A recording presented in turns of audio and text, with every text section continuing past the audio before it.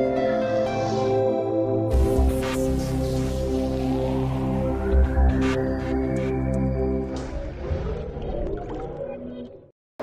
gives me great pleasure to welcome the UTC team here. Mr. Bodla, we are extremely grateful to you and your team here in Hyderabad for leading the CSR on behalf of UTC.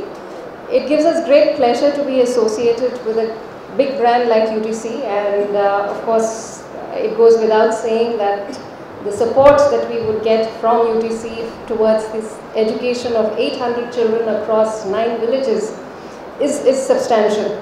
So thank you very much for that, and we will take you through the afternoon, where you'll get to know more about the families.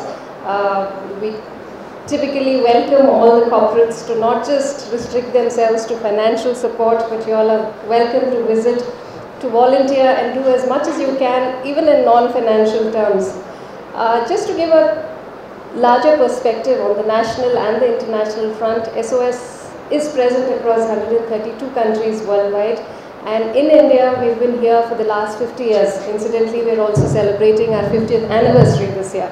So it's exactly 50 years back when Pandit Nehru invited the founder of SOS, Dr. Hermann Meiner, an Austrian who initially started the concept and who's responsible for SOS being SOS today.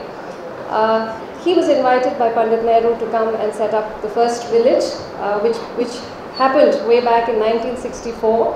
Greenfields in Faridabad was the first village that came up, and I was extremely delighted to be part of the UTC kickoff yesterday when we were with the UTC team in Delhi, doing a similar function like this.